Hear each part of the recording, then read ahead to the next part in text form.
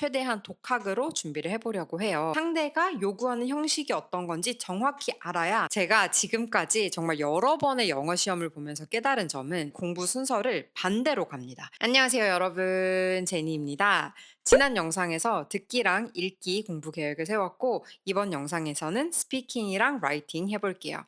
외국어를 공부한다는 거는 우리가 인풋을 가져다가 내 안에서 프로세스를 하고 아웃풋을 만들어내는 그 과정을 반복해서 훈련을 한 다음에 이제 외국인과 대화를 할 수 있는 거, 소통을 할 수 있게 되는 거, 그게 이제 목적이잖아요. 그런데 제가 초중고 학사까지 하면서 받았던 교육은 굉장히 인풋에 많이 치중된 교육이었어요. 매일매일 뭐 듣기 평가하고 독해하고 하는 거. 그래서 듣기 뭐 독해 이런 거는 좀 편한데 아웃풋만 되면 이제 스피킹 하는 거, 라이팅 하는 거 그런 시간만 되면 이제 어떻게 할지 좀 답답하고 막막한 거예요. 그래서 오늘은 그 막막한 계획을 좀 더 구체적으로 세워보는 과정을 여러분과 함께 하려고 하는데요. 참고로 말씀드리면 저는 지금 제가 준비하고 있는 델프라는 시험을 최대한 독학으로 준비를 해보려고 해요.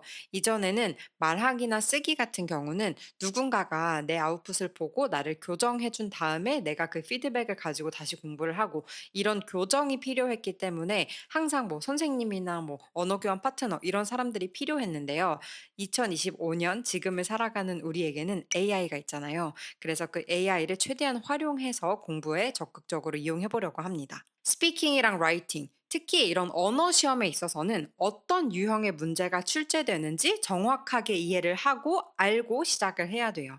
단순히 듣고 읽고 문제 푸는 게 아니라 무언가를 만들어내야 되는, 내가 어떤 결과물을 내야 하는 시험이잖아요. 그러니까 상대가 요구하는 형식이 어떤 건지 정확히 알아야 내가 그거에 맞는 결과물, 아웃풋을 낼 수가 있겠죠.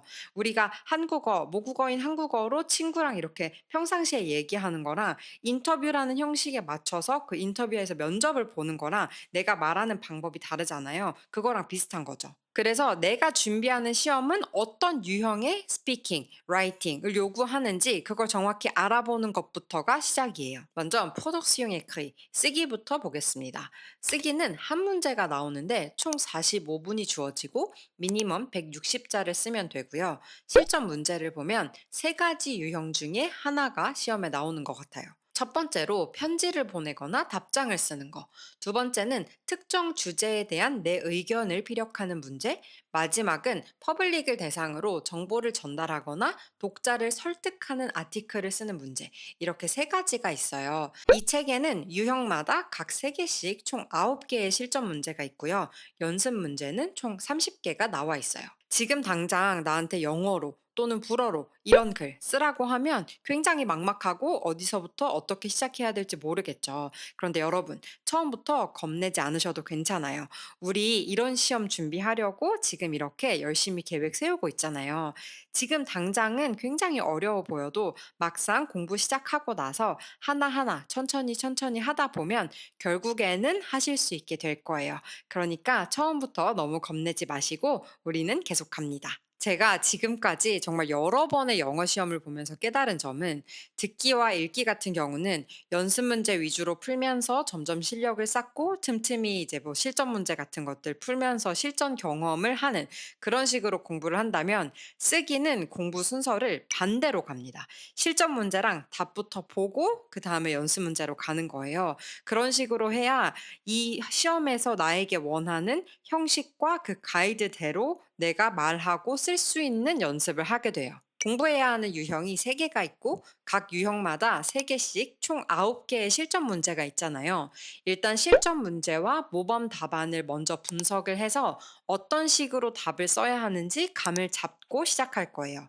제가 이번 달 말부터 휴가를 가니까 가기 전까지 한 3주 정도 시간이 있는데 9개 문제의 모범 답안을 필사를 해보고 자세히 분석하면서 패턴을 파악할 거예요. 거기서 모르는 문법들도 뽑고 모르는 단어도 당연히 다 외우고요. 이렇게 유형에 대한 공부를 먼저 한 후에 먼저 틀을 잡아 놓은 다음에 연습 문제를 반복해서 풀면서 내 스스로 문장을 만들어내는 힘을 기르는 방식으로 접근을 하겠습니다.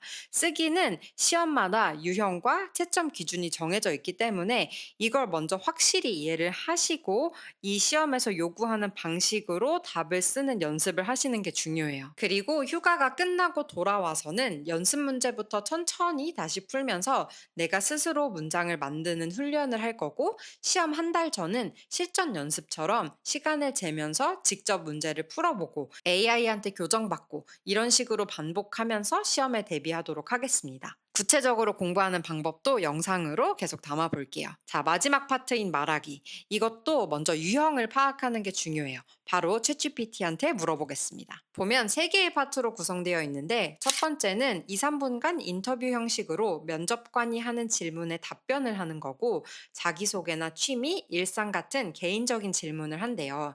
두 번째 파트는 롤플레이인데요. 특정 상황에서 주어진 역할을 가지고 상황극을 하는 거예요. 길을 묻거나 가게에서 물건 교환하기, 호텔 예약 변경하기 같은 상황이 주어질 수 있어요.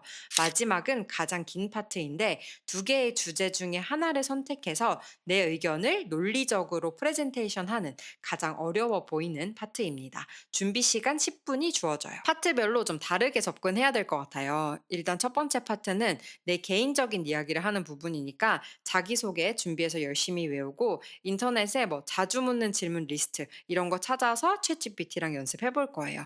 이건 짧게라도 매일매일 해보는 게 중요할 것 같아요. 두 번째 파트는 역할극인데요. 연습 문제를 최대한 Preparação 많이 풀어보면서 모범 답안을 보고 do 거기서 내가 assim e 활용하고 싶은 literal. 문장들을 뽑고 외울 건데, 이때 역시暗키를 사용할 거예요. 어떤 상황이 문제로 나올지 모르니까 최대한 많은 문제들을 연습해 보는 게 좋을 것 같아요. 역시 챗 GPT한테 역할을 주고 연습을 해볼 거고요.